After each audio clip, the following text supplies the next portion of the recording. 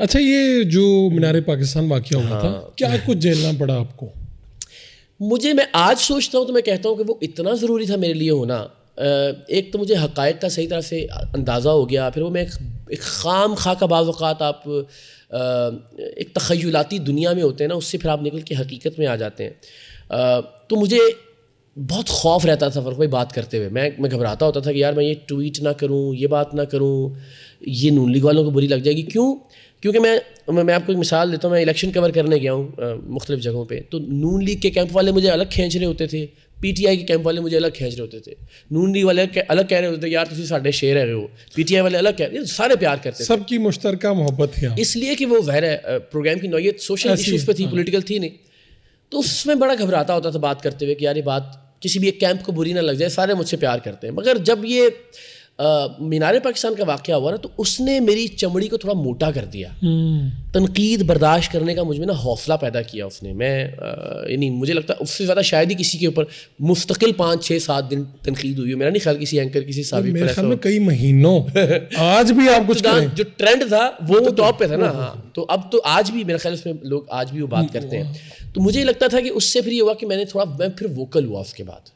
پھر میں نے کہا اس سے کوئی فرق نہیں پڑتا کہ آپ کتنا خیال کریں اور کیا نہ کریں, کیونکہ میں نے بڑی نیک نیتی سے کیا تھا. اللہ تعالیٰ کی ذات جانتی ہے, پروردگار کا میرا معاملہ ہے کہ اس میں کوئی بددیانتی ہو, کوئی بدنیتی ہو. آپ نے تو میرے خیال ایسی جب آپ تک کوئی سچویشن آتی ہے تو ہم لوگ بڑے جذباتی ہوتے ہیں. 4 ٹاپ ٹرینڈ تھے اس وقت اس بچی کے حق میں جس وقت ہم نے اس کا یہ انٹرویو کیا ہے, ٹھیک ہے. اس کے وقت پھر کس نے اس کو مولڈ کیا, پھر کیا ہوا, ظاہر ہم صحافی ہم جانتے ہیں وہ ساری باتیں. میرے خیال میں خود بھی اس واقعے مجھ سے بھی لوگ پوچھتے ہیں, کیونکہ آپ کے ساتھ بھی ایک تعلق ہے, جیسے شامی اس میں براہ راست انوالو تھا, تو لوگ ہمارے سے سوال, بلکہ ان دنوں میں مجھے یاد ہے کہ ہمیں لوگ نشانہ بناتے تھے, ہاں بھائی وہ تمہارے دوست نے کیا کیا, تو ہم سوچتے تھے یا کیا. پھر میں نے تو اس وقت یہ جواب میں دینا شروع کر دیا تھا.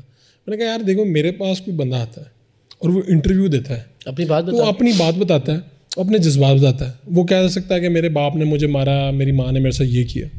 ہم نے اس کے گھر جا کے بعض دفعہ نہیں دیکھا ہوتا, یا ہم نے دیکھا بھی آتا باہر سے دیکھا ہے.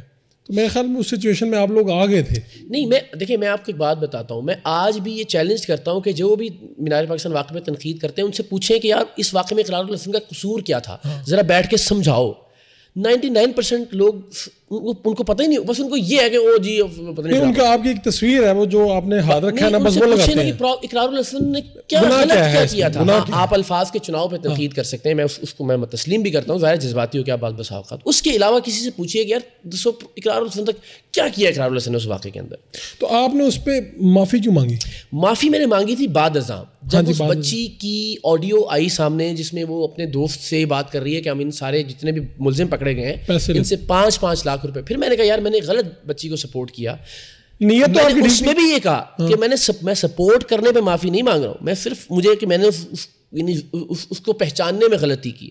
میں اس کاز پہ آج بھی کھڑا ہوں. میرا آج بھی یہ موقف ہے کہ کوئی طوائف بھی ہے, کوئی جسم فروشی والی خاتون بھی ہے, کسی کو یہ حق نہیں پہنچتا, کسی کو یہ حق نہیں پہنچتا کہ وہ اس کے کپڑے پھاڑے.